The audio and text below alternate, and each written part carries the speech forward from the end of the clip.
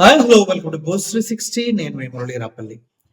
ప్రశ్న రావణ్ అరెస్ట్ చేసిన తర్వాత చాలా మంది మాట్లాడుతున్నారు విషయాలపై. నేను కూడా కంటిన్యూస్ గా మాట్లాడుతూ ఉన్నాను. అసలు విషయం ఏంటి? ప్రశ్న రావణ్ అరెస్ట్ చేయడానికి గల కారణం ఏంటంటే, పిఠాపురంలో సంఘ బహిష్కరణ జరిగింది. పిఠాపురం స్కూల్లో విద్యార్థుల్ని కుల వివక్షతో వేధించారు. మాల కులస్తుల్ని వాళ్ళు తప్పుగా మాట్లాడారు స్కూల్ టీచర్. సో ఆ దానిపైన రావణ్ అక్కడికి వెళ్ళి వాళ్ళతో మాట్లాడించడం జరిగింది, వాస్తవాల్ని ప్రజలకి తెలియజేయటం కోసం. కానీ ఇక్కడ ఒక వ్యక్తి ఇప్పుడు వీడియోలో మాట్లాడుతున్నారు. అతన్ని మీకు ఒకసారి చూపిస్తారండి, చూడండి. మాట్లాడు. గెట్టిన పిస్సింగ్ మ్యాచ్ విత్ స్కంక్ అని ఒక సేయింగ్ ఉంటుంది. అంటే సమాజాన్ని అశుద్ధం చేసే ఏ నీచపు వెదవుతాయినా సరే వాదనకి దిక్కకూడదని దాని అర్థం. అందుకే అలాంటి వాళ్ళ గురించి నేను మాట్లాడు. కానీ ఆ అశుద్ధాన్ని చిన్నపిల్లల దాకా తీసుకొస్తున్నప్పుడు ఈ పర్సన్ అన్నమాట, ఈ పర్సన్ గురించి మాట్లాడేదానికి నేను వింటున్నాను. ఏంటంటే, చిన్న పిల్లల దగ్గరికి అశుద్ధాన్ని తీసుకొస్తున్నారంటూ ఏదో ఇంగ్లీష్ ఏం చెప్పాడు, బానే ఉంది. అశుద్ధాన్ని ఎవడరా తెచ్చింది అని నేను అడగాలనుకుంటున్నా. ఎందుకంటే అశుద్ధాన్ని తీసుకొచ్చింది ఎవడరా? స్కూల్లో టీచరా? లేదంటే ఒక వ్యక్తి మాల కుటుంబంలో చనిపోతే ఆ వ్యక్తి కుటుంబం మొత్తాన్ని ఊరు నుంచి బహిష్కరించినటువంటి సోకాల్ ఈ వ్యవస్థ ఎవడరా? ఎవడో అని నేను అడగాలనుకుంటున్నా. ఎందుకంటే వీడు మాట్లాడే మాటల్లో, సారీ వీడు అనకూడదు, ఇతను మాట్లాడే మాటల్లో అసలు ఎంత హిపోక్రసీ ఉందంటే అంత చేతకందనం కనిపిస్తుంది. ఒకసారి మీరు పూర్తిగా వినండి. గెట్టిన పిస్సింగ్ మ్యాచ్ విత్ స్కంక్ అని ఒక సేయింగ్ ఉంటుంది. అంటే సమాజాన్ని అశుద్ధం చేసే ఏ నీచపు వెదవుతాయినా సరే వాదనకి దిక్కకూడదని దాని అర్థం. కానీ నువ్వు నీచంగా చేసే ఎదవని నాకు తెలిసినా కూడా నీతో వాదనకి దిగుతున్నాను. ఎందుకంటే వాస్తవం ప్రజలకు తెలియాలి కాబట్టి. ఓకే, నీలాంటి వాళ్ళు మాట్లాడుతూ ఉంటే ఊరక కూర్చుంటారు రిపోర్టర్స్ అనుకుంటే తప్పు బ్రదర్. కానీ అలాంటి వాళ్ళ గురించి నేను మాట్లాడు. కానీ ఆ అశుద్ధాన్ని చిన్నపిల్లల దాకా తీసుకొస్తున్నప్పుడు ఒక చదువుకున్నవాడిగా, ఒక ఇంకిత జ్ఞానం ఉన్నవాడిగా, ఒక బుద్ధి ఉన్నవాడిగా ఖచ్చితంగా నేను మాట్లాడాలి. అది నా బాధ్యత. చదువుకున్నవాడు, ఇంకేది జ్ఞానం ఉన్నాడు, బుద్ధి ఉన్నవాడు వెళ్ళి ఆ టీచర్ని ప్రశ్నిస్తాడు. లేదంటే ఆ వ్యవస్థలో ఇటువంటి దుర్మార్గాన్ని పిల్లల దాకా తీసుకొచ్చినటువంటి యదవ సిస్టాన్ని మార్చడానికి ట్రై చేస్తాడు. నువ్వేం చేస్తున్నావు? వాళ్ళకి సపోర్ట్ చేస్తూ దాన్ని ప్రశ్నించిన వ్యక్తి పైన వీడియో చేస్తున్నావు. అంటే ఇక్కడ అశుద్ధం ఎక్కడుంది తెలుస్తుంది. నీ దగ్గర అశుద్ధం ఉందన్న విషయం ప్రతి ఒక్కరికి తెలుస్తుంది, అవునా కదా? పిల్లల దాకా తీసుకెళ్ళి వాళ్ళు అంతేరా జాతి గురించి మాట్లాడినటువంటి టీచర్ గురించి నువ్వు ఎందుకు మాట్లాడు? నీకు జీలో దమ్ము లేదా? ఎవరు అసలు ఎవరు నువ్వు? నిజంగా సరైన ఇంటెన్షన్ తో ఎటువంటి ఎజెండా లేకుండా రిపోర్ట్ చేయాలనుకున్న వాడు ఎవడైనా ఈ ఇన్సిడెంట్ జరిగిన స్కూల్స్ లో మిగిలిన టీచర్స్ తో గానీ, నాన్ టీచింగ్ స్టాఫ్ తో గానీ, లేదంటే పోనీ ఇటువైపు వాళ్ళని వదిలేసినా ఎవరైతే మీరు విక్టిమ్స్ అనుకుంటున్నారో వాళ్ళ తల్లిదండ్రులతో మాట్లాడి వాళ్ళ మీద ఎక్కువ ఫోకస్ పెట్టాలి. పోనీ పిల్లలు ప్రైమరీ విట్నెస్ కాబట్టి ఒకవేళ వీడియోలో వాళ్ళని మీరు ఇంక్లూడ్ చేస్తే ఇప్పుడు ఈయన ఏమంటాడంటే, వెళ్ళండి స్కూల్లో టీచర్స్ అందరితో మాట్లాడంట. తిట్టిన టీచర్ అక్కడ ఉన్నాడో లేదో నీకు తెలుసా? ఉన్నాడో లేదో తెలుసా? మినిమం జ్ఞానం లేకుండా ఎందుకు మాట్లాడుతున్నావు బాసు? తల్లిదండ్రులతో మాట్లాడించాలట. అంటే పిల్లలకి అన్యాయం జరిగితే తల్లిదండ్రులతో మాట్లాడతారా? ప్రైమరీ విట్నెస్ ఎవరు అక్కడ?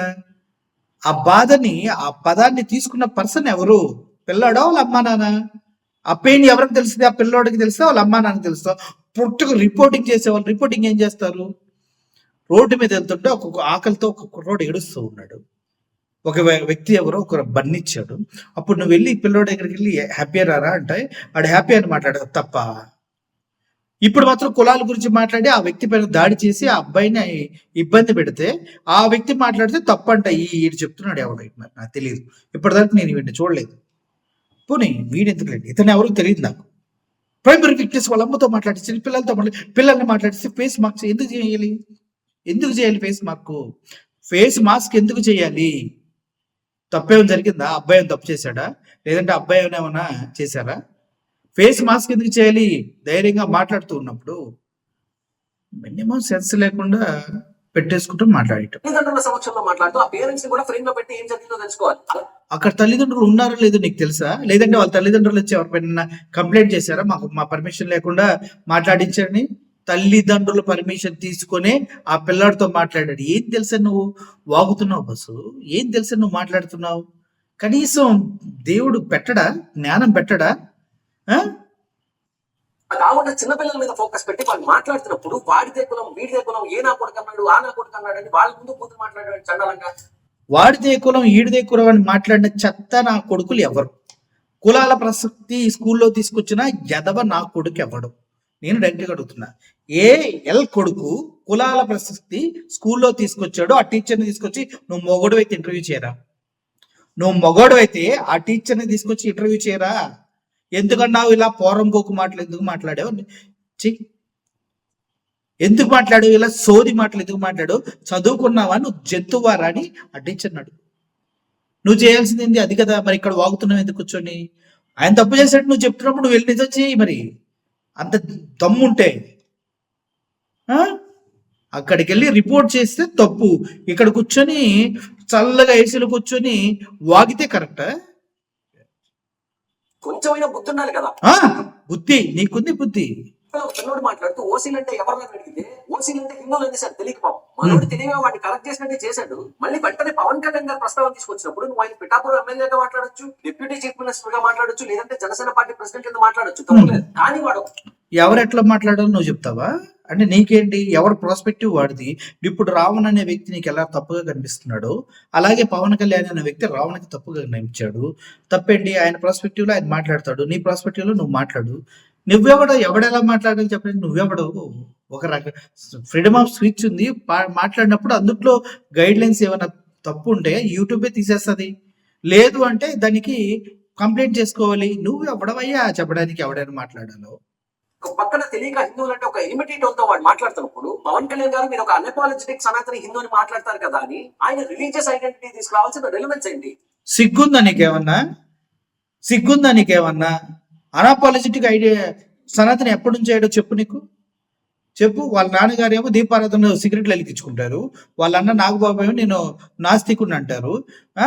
ఇట్లాంటి మొత్తం సొల్లు కబుర్లు చెప్పి ఈయన వచ్చి నేను అన్అపాలజెటిక్ సనాతని అని ఎవరిన మోసం చేద్దాం కూర్చున్నారు.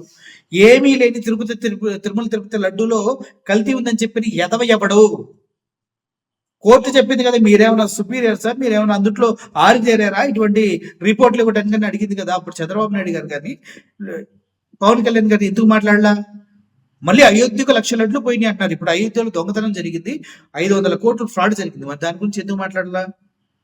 రిలీజియస్ మధ్య గొడవలు పెట్టింది ఎవరు? హిందూ కుటుంబాల్లో ఇలా జరిగితే ఎవడు రాడు? అది చర్చిల్లో జరిగిన, మసీదులో జరిగిన వస్తేనే మనుషుల మధ్యలో మతాల మధ్య విభేదాలు రావడానికి చూసింది ఎవరు? పవన్ కళ్యాణ్ కదా.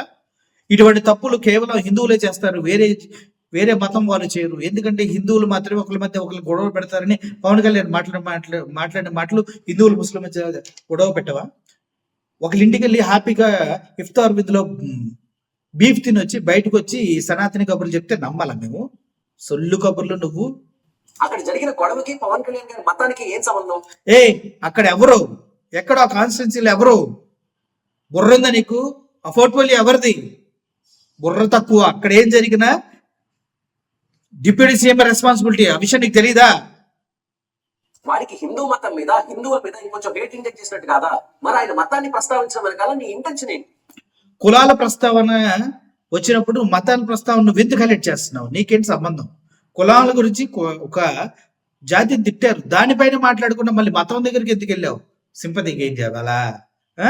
మీకు సోషల్ మీడియా ఛానల్స్ ఉన్నాయి, ఇష్టం వచ్చినట్టు వీడియో చేస్తారు, జనాలు చూస్తారు, కమెంట్స్ వస్తాయి. కానీ మీరు చేసిన వెదవ పనులకి పెద్దోళ్ళంటే పక్కన పెట్టేయండి, ఈ మధ్య పిల్లలు కూడా చూస్తున్నారు కదా, వాళ్ళకున్న ప్రెజుడిసెస్ తో, ప్రీ కన్సీవ్ నోషన్స్ తో ఇలాంటి వీడియో చూస్తే వాళ్ళకి ఇంకొంచెం హేట్ పెరగదా, ఇంకొంచెం రిఫ్ట్ పెరగదా? ఆ కులాలు ఇంకొంచెం హేట్ పెరగదా, ఇంకొంచెం రిఫ్ట్ పెరగదా అని మనోడు ప్రశ్నిస్తున్నాడు కౌన్ కిస్కా గాడు.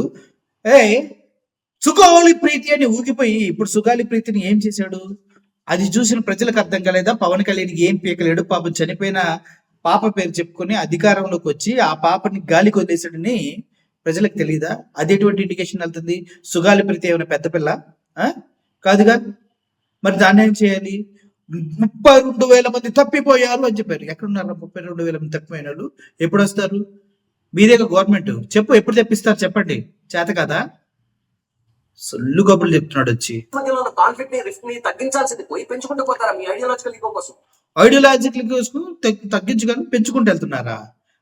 ఐడియాలజికల్ ఈగో ఎవరిది? సనాతనిగా మారింది ఎవరు? ప్రజల్ని మోసం చేస్తుంది ఎవరు? 11,000 కోట్లు అంట వాటర్కి. ఏంటి? జంతువులు తాగే వాటర్కి చిన్న చిన్న గాబులు లాంటి తొట్టెలు చేయించడానికి. ఎక్కడ చేయించాడు చెప్పు చెప్పు.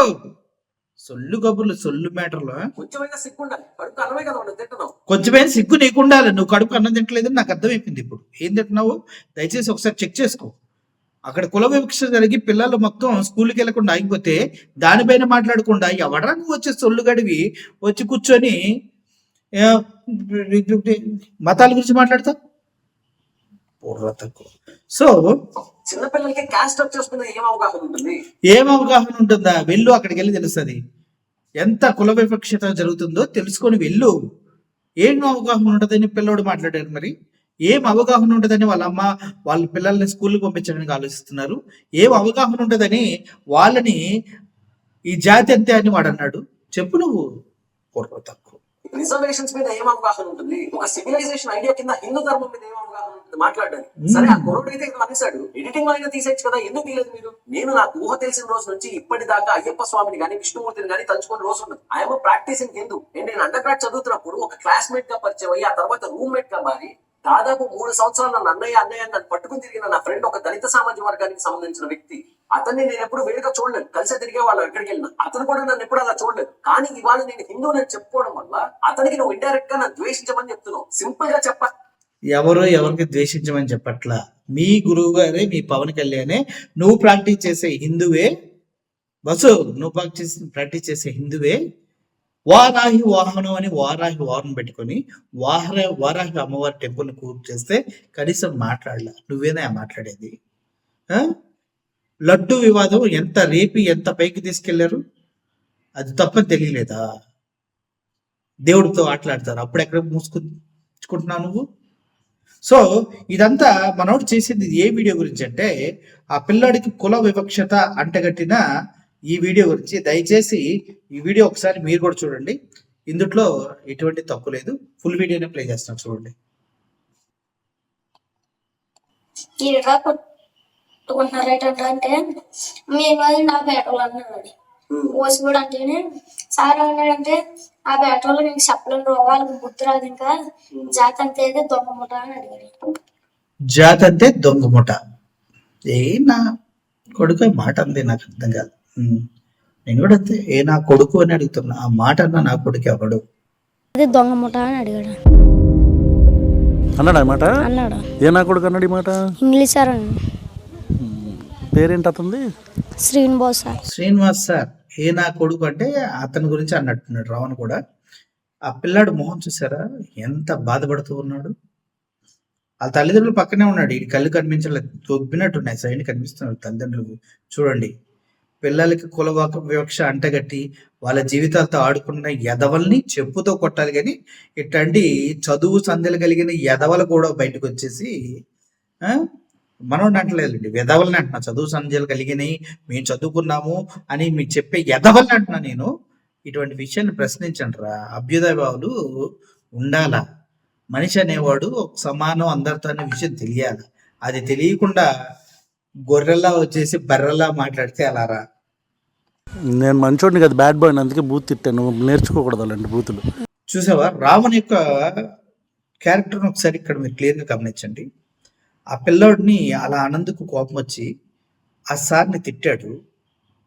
పిల్లోడి ముందు తిట్టానని రియలైజ్ అయ్యి, నేను బ్యాడ్ బాయ్ని, నువ్వు అవి నేర్చుకోకు అని చెప్తూ ఉన్నాడు. దీన్ని గమనించినప్పుడు మనకేమనిపిస్తుంది? చాలా ఆలోచన కలిగిన వ్యక్తి. బాబు ముందు తిట్టానని రియలైజ్ అయ్యి దానికి తనంతట తానే సర్ది చెప్పుకుంటూ నేను బ్యాడ్ బాయ్ని అని, నువ్వు బ్యాడ్ బాయ్ కాకుండా ఉండాలని చెప్తూ ఉన్నాడు. ఇంతకన్నా ఏం కావాలి మనిషిగా? ఈయనకి ఏమైనా అర్థం కావట్లా. గొర్రె వచ్చి మాట్లాడుతున్నా బత్తాలు అంటారు కదా. ఇచ్చాం సార్ ఏమో ఆడవాళ్ళని వివరాలా తిట్టుకోడన్నా, ఓసి గిలే అని తిట్టుకోడన్నా, అమ్మ నాలుగు చేసే వృత్తులు తిట్టుకోడన్నా, పొత్తులు అమ్ముకుంటున్నావు, మీ బావ తాగేసి చచ్చిపోడు, నువ్వు చచ్చిపోని తిట్టుకోడన్నా. పొత్తులు అమ్ముకుంటున్నావు, చేసే వృత్తిని తిట్టేవాడట. మరి దీన్ని కదరా నువ్వు ప్రశ్నించాలి రిపోర్టింగ్ అంటే? దీన్ని కదరా నువ్వు అడగాలి. ఇందాక అరే అరే అంటావు ఎందుకు అనుకున్నా, కానీ దీన్ని కదరా నువ్వు అడగాల్సింది. అది చేత కాదా? పిల్లలకి జరిగిన అన్యాయం అడగడం చేత కాదా? నువ్వు వచ్చి ఇప్పుడు మీడియా ముందు రావణ్ అనే వ్యక్తి తప్పు చేశాడని చెప్తావా? నీ మొహానికి ఎప్పుడన్నా ప్రజల్లోకి వెళ్ళావా? ఎలా ఉంటుందో తెలుసా? తాటా తీస్తారు. ఇక పైన ఇటువంటి సొల్లు వీడియోలు చేయకుండా కొంచెం సమాజానికి ఉపయోగపడే చేయి. బుద్ధి జ్ఞానం ఉంటుందని ప్రజలకు అర్థమవుతుంది. లేదా